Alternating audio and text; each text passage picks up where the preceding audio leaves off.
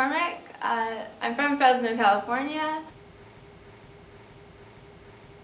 Ever since I was little, I still have them. I would staple pieces of paper together and write little stories to my mom about like cats and animals and stuff. And when my mom would ask me every time, like, what do you want to be when you grow up? I'd always say I want to be a writer. And I just remember being in school and I mean, like, being in the back of the class, not paying attention to any of my, what I was learning because I was in the back writing poetry. Like, it's always been the only outlet for me and my strongest passion. And not particularly slam poetry, but I'm getting, like, I like that too. That's what I'm getting myself more involved with, but just poetry in general, like, I've always just, I've read it. I love reading poetry. Like, it's my favorite thing. Like, I just love reading it, and then from reading it when I was a little girl to now, like, it has just made me want that to be, like, my main thing in life. I've always loved it since I was, like, 4. Living with any disorder isn't easy because simply living isn't easy. Sometimes the panic starts in the most terrible situations, starts as a sudden desire to scream and ends with a fatal car crash down my spine. My breathing seems to be a burden in these minutes. I mean, I'm on the bus when I'm being brutally hit like this. I can't swallow, I can't say a damn word. I'm the only one drowning in imagined waters, and because of this, there is no one there to help me, so I don't say a word. Welcome to having an anxiety disorder. I am nothing like I try hard to be, calm and collected, shy but stable. My insides are a catastrophe of hidden chaos, a symphony of people being unwillingly ripped from me, a world where you wake up in the morning and see all the vibrant colors of life, only for that to be stolen by the darkness that even the strongest flashlight cannot guide you through. I am obsessed with death. Anyone who knows me knows this. I'm so obsessed that I've imagined every single person I've been close to in their deathbed, and I have sunk my teeth into the taste of these deaths over and over again. This is why it's okay if any ex-boyfriend raises his eyebrows and mumbles the word insane next to the question of my name. I cannot act like it's not true. Because I can't sleep at night without Ambien. I cannot function properly at work or school without Klonopin or Ativan. Because dry heaving over dead heroin addicts that you loved is not considered regular. Most people I talk to have no idea about this because it makes me seem more like an addict than the ones I'm mourning over. But you know, I just want to live forever. I want my son to live forever. I want you and your families to live forever. I don't want to die, but then sometimes I do. Getting out of bed sometimes is a damn victory march, and believe me, I salute every single one of us that have endured heart-sinking defeat and still use our feet to go on walking through our days, hearts as heavy as brick houses. Just because your head is down doesn't mean you're trying, you're surviving still. I have looked death himself in the eye, the one man that has completely destroyed me without touching me, just lightly brushing me, and I have almost uttered those 2 words, take me. But instead, I swallowed my sadness and washed my face and said, no, I'm not ready. And I want every single one of you that know what that feels like to always be able to say the same. We should be celebrating instead of mourning. We are right here, right now, with love still left in us, around us. I mean, look at your skin, it's been touched. Look at your face, it has smiled. And whether we have loved but it was lost, we are still loving. We are going to stride along like a parade of the brave that did not take that blade and cut our wrists, drape the curtains around our necks, take that bottle of pills. We are still here. I am alive. You are alive. That's beautiful. We are alive today, and this poem is asking you, begging you to celebrate. Raise your glass, your hand, your head. Always remember, there is someone out there that loves you, and that every ending is just making room for something brand new. And that there are people like me that understand what you're going through, and you're never alone. I suffer from like severe anxiety disorder.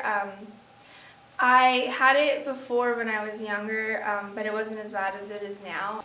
It kind of got really bad when I became obsessed with death after losing a lover that I had for 4 years and from an overdose. And so after he died, I became obsessed with thinking that everyone around me is going to die, and it gave me these horrible, horrible panic attacks. And I don't think a lot of people know about it because I hide it from a lot of people that don't know me very well.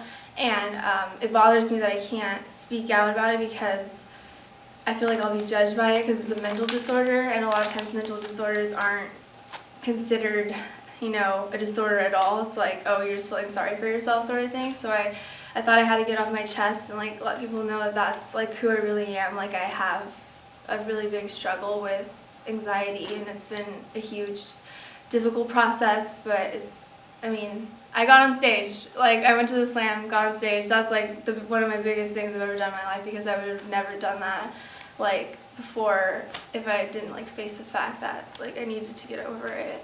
So I'm, just taking it one step at a time with my anxiety. So, and I also wrote it for others that have any like disorders, especially mentally. To not feel like they're completely alone, like that they're the only person that is hiding it from other people, because I know there's a lot of people that do that, and I wanted to write it to let people know that, I'm here and I suffer from something too, so, yeah.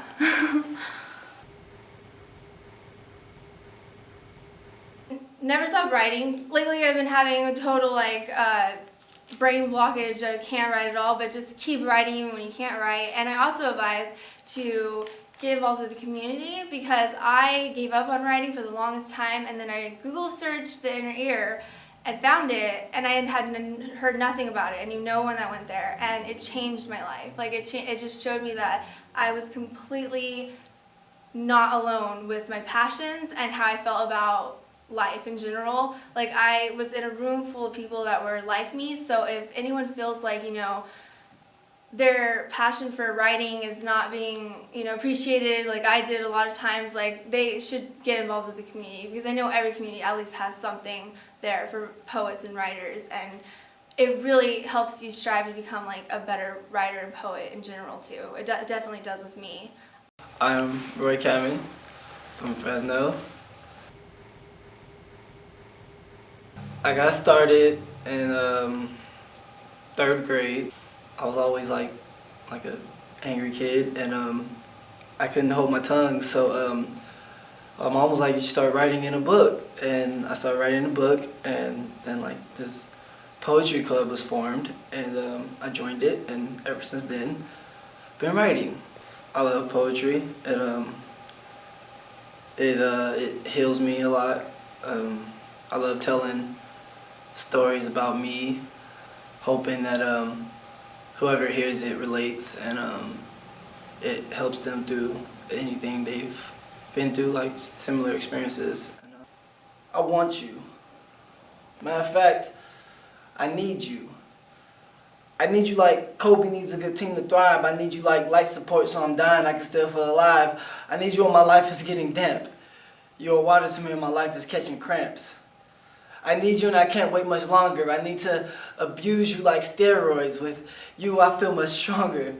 I need you because the feelings you give me I want to obtain, and the memories we can make together be worth 1,000 words. Quick, let's pose for the frame. And I'm willing to do anything for you, so what's your price? And no, I'm not talking about fame, I'm talking about something much more precious. I'm talking to you, success. So wherever you are, can you please meet me halfway? Because I've done and I'm still doing any and everything to get to you. I work very hard. I work so hard that my hard work hates me. If it was in a fight to the death, my hard work wouldn't want to face me. But I'm afraid that success isn't afraid of me because she won't give in to me. I call success a she because I feed for it. I lust for it. For her. Maybe that's it. Maybe it's her that applies all this pressure. This pressure to be more than just another statistic. Speaking of statistics, which to me is just a bunch of people who don't know what it is to struggle with an opinion. They say young men my age should be or will be on drugs, selling drugs, in jail, but age 25, 6 feet under is where I'll lay. And if I'm lucky enough to make it past the age of 25, here's another fact. Life expectancy for a male is 75 to 80. That pressure to be successes got really heavy. And if I really only have till then successes get this love affair going, because I only got 5 to 6 decades. The thought of such gives me a headache. But my mother tells me, Roy, be calm, be patient. It all happened in time. Well, Mother, time is taking its time, and time is something I do not have, because for every person who got a kick, got to put me down, I need to make them mad. I need to put you in a big house. I have 2 sisters that need my help. So success, can you please stop running from me? I not only need you for myself, but I need you for the fam. I need to show everybody who said that I can and I will, because the will of my heart will not allow me to be torn apart like the many others who have tried. By telling me lies that often made me cry, and I stopped asking why, and I started asking when. Like, when did you decide I'll grow to be nothing just like my father? Well, let me tell you, I've seen your father, and we're one of the same, because they're both cowards. And since when was it okay for you to judge a 13-year-old me for being deflowered, when at age 31 you're an auntie to 3 kids, and it's like you're their father? And to the auntie that told me in the 4th grade I wouldn't pass, I did that and some, so you can kiss my... I'm sorry to laugh, but those things make me happy, because those little victories. See, I'm a big dreamer, and the dream is to be a part of history. When I do it big, it'll never be a mystery of why. Because I thrive and I push and I fail, but oh well, I'm an angry kid filled with this energy called something to prove. So if you're standing between me and success, I suggest that you move. It's about my obsession with being successful. I feel like it's an everyday struggle for me, because I've always been held to a higher standard, because I'm the only male in the house, and just things my father never went right. So I've always tried to be better and just be successful in anything, and really just what I have passions for, and one of them is poetry, and yeah, it's just my thoughts on being successful and how I crave it, and there's some stories in it that kind of fueled me to be where I am today, even though I have setbacks, to always keep pushing and things like that. If you ever feel like you just need to get something off your chest, then it's the perfect way to do it, and just be yourself and not worry about what other people think, because I know a lot of times that holds a lot of people back from doing what they want in life, because what other people say concerns them. And there's nothing more beautiful than, expressing yourself in any way. So that's the advice I give. Just do it for you, or to help other people. If you like to help other people and you feel like you have a voice, and with anything, if it's your passion, do it. It's a perfect way to express yourself. Yeah. So, and don't be scared to do it. Especially in the inner ear, we welcome everybody. So yeah, come on down. Hey mother, I know how you're raised, and there's a fine line between race, and sticking to your own is what is considered safe, but damn me for not belonging in your white powder only room. Forgive me for not seeing every black man as a lesser who's supposed to be sitting under the pressure of my white high-heeled foot. I don't feel any lesser, but if I feel any pressure, it is a show and represent that what was between our people is past tense, which means it's irrelevant to this relationship. It says in medieval times there's no marriage to be fixed, and I know that makes you upset, but I guess that's why life's a bitch. So when we sit together, it's not an effect like 3D glasses. It is a work of a love that is all fantastic. So don't be colorblind when it comes to God's magic. I fell in love with a black guy, and just because I'm part of a society that will never stop loving me but not him for the color of his skin, the color of my skin does not say sin. So I'm crawling on my knees, begging, please, Mom, let him in. Knock, knock, let me in. Know that I'm black, but in your eyes, what do I lack? Is it integrity, dignity, because I'm not pale? All that should matter is this large infinity that's so large it'll break the Richter scale. And if our love is a crime, then lock me up and throw away the key. But guess so be there when it's time to bail me out. Me? So tell me why it hurts to see such a beautiful thing like two different races kissing. Are you missing a heart like the Tin Man? You know I love you, but you cried when someone in our family lost their virginity, and not because it was a sacred entity, but because he was black and you could not stand that fact. The fact that her virginity is gone, but is really all that bad? I mean, my people aren't the only ones who produce deadbeat dads. As far as I'm concerned, black men don't make that mistake. Humans do. And it's safe to say that we're all one race. My father was dead for me, and I don't plan on taking his place. Again, I have a mixed grandchild that you'll most likely disown and claim a disgrace. That could have been predicted. So fuck your statistics about how every black man is. Have you kept up with Zinnerman? That poor boy was innocent. It is not the 1950s. This love should be easy. You cannot blame your mother for putting these ideas in your head, because I grew up with you, and to me, racism is dead. So why are you bothering us? Is it because I'm in love with your daughter's beauty, and since day one you've only seen me as a brown-skinned beast? and you're hungry to destroy our love like all you eat feast. Please watch what you eat, because your hatred is getting obese. You think you control me from my head down to my feet, but last I checked you didn't co-sign on my life like my first lease. So when he offers you the handshake, don't grab the bat, just accept this. Accept that our love is completely innocent. And accept that I'm kind and I'm sweet, and this love will withstand time and be what nothing in this world has ever been. Always in its prime. Like Optimus. Now tell me, isn't it beautiful to see black and white kiss? She is white. He is black. Picture me as dark sky at night. And picture me as the stars that shine. And our love is the moon that brings us light. So can you see that black and white is right?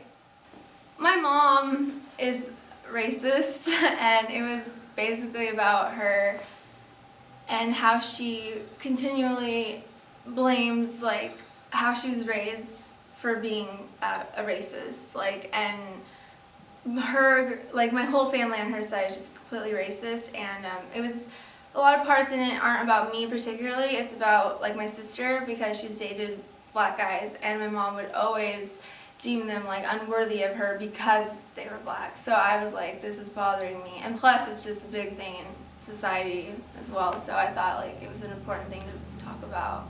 And I was in a relationship for a long time, and her mom was racist, and so it just it was perfect that we shared the same experience, and we were able to find things that work well together, and made a pretty good piece, if you ask me. And yeah, so that's how that came about. And yeah, something I'm proud of. I feel like we definitely got a message across, or if anybody like knows a feeling, they could I don't know, get something from it, and that was the whole point. So yeah. That's, yeah. Racism sucks. No. Racism does suck, yeah. It's helped me back a lot over the years. So yeah. My name's Emilio. My last name is Gutierrez. My middle name is Craig. It's a strange combination, but it works. I'm originally from Kerman. I was actually born in Fresno, but I was raised in Kerman, and we had moved back and forward fairly frequently. Boy, you need to be something someday. I see the way you waste your hours picking flowers. It's wasted time. Wasted time is what's pretty don't last. I gave up mine and your mother's beat. So get off the cloud, get on your feet, move, boy, and move it fast. Son, someday you'll have my every care, and you'll lose it, boy. You'll lose it with that wandering stare. You know nothing of need now. You want, you feed now. And I don't know what they told you. Whatever it was, they lied. You ain't free, boy. Life is everything but a free ride. So get up and get it. Don't tell your ma I said it. Don't ask me how, just do it now. Just get it, son, before you become me and regret it. I always thought to myself, what kind of advice would I like to hear from my dad? See, so everyone has this authoritarian idea, or it's an over-idealized idea of what a father figure is supposed to be like. I asked my dad for advice at 19 years old about life, and he gave me 2 words. It starts with an F, it ends with a K, and it's it. You know, that was the best of the advice that I could get from him at the time. You know, and I thought to myself, okay, so if I were to take that idealized notion, like what that fatherly advice, it's supposed to be tough, but it's also supposed to be nurturing, caring, it's knowing that you can do it. It's kind of like that hard push, you know what I mean? Something that's pretty much weathered the experience, knows that really the world isn't all sunshine and roses, and that really no one's really going to be all that concerned if you don't feel too great about it, or it can be a predatory world sometimes. So,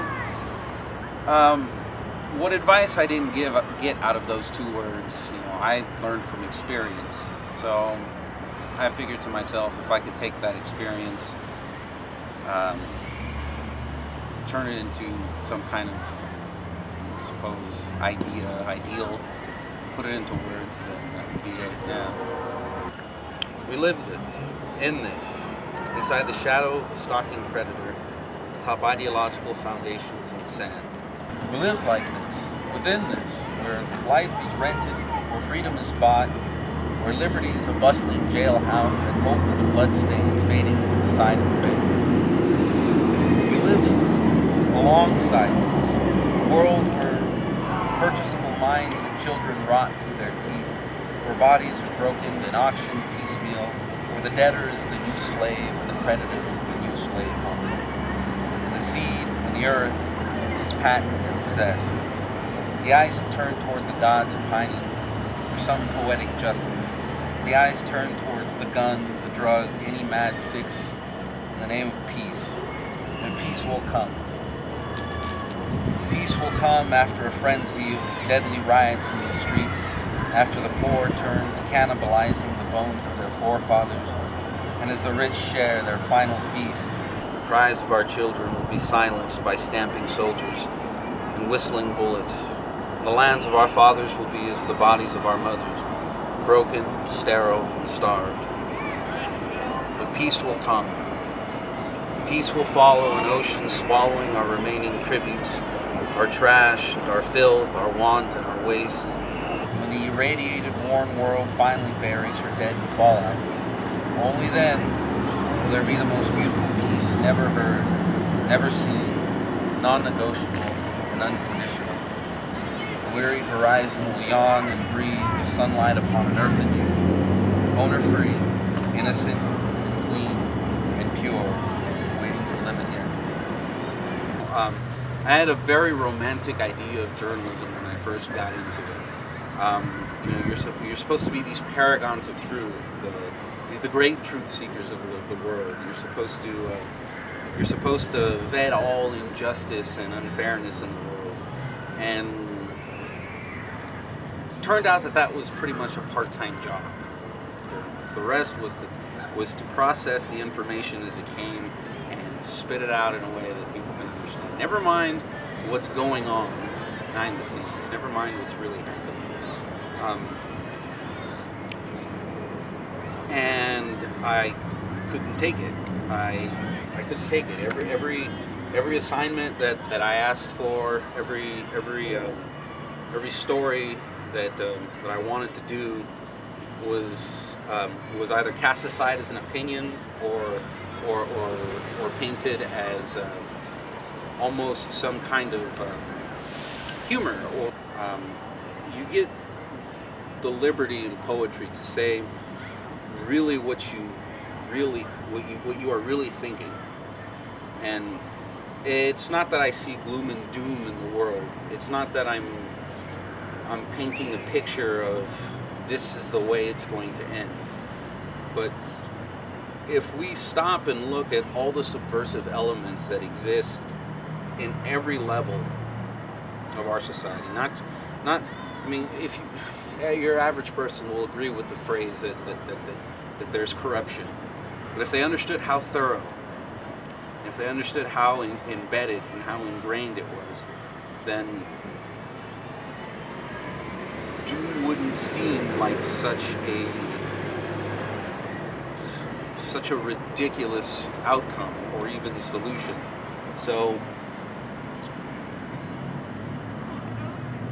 I suppose writing that poem was a way for me to just say what I wanted to say about it without having to be so direct.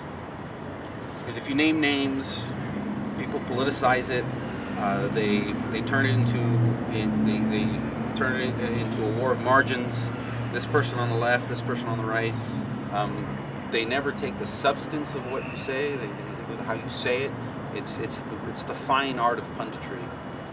But in poetry, on the other hand, you can say that, and if you break it to its most base elements, things that people can understand, then whether they agree with your political philosophy or not, they have to look at it, at least acknowledge it.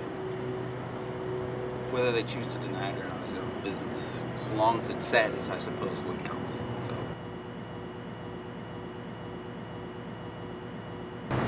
few things, and don't take me seriously because I'm not a professional. The first advice I would give to anyone is that you're already, technically speaking. I mean, you can go as far back as Walt Whitman, and you have free verse, where the guy didn't rhyme. The guy just put words together in a way that had an impact. And it could be any subject. But what's most important is to be unafraid of saying it. You can write poetry to yourself, for yourself, and that's fine. But you have to learn of that fear, of stepping into that and bringing that out, and then you have to forget it. It's like I had an English teacher. Her name was Pam, and she loved Faulkner, and that was his advice to writers. You learn that fear and you forget it. Of course, he also said that the only thing worth writing about was the human heart in conflict with itself. And yeah, take Faulkner's advice, not mine. Another thing would be to find like-minded people, to find people that are willing to hear you, that find joy in all elements of writing. The notion that poetry has to be this fine art is lost amongst purists that would prefer to keep their circles, their groupings. There's poetry for everyone. It's all a matter of just finding that courage and that resolve, and well, like anything else, the willingness to stay disciplined, to keep writing. So, step 1, start writing. Step 2, don't be afraid to share what you're writing. Step 3, keep writing.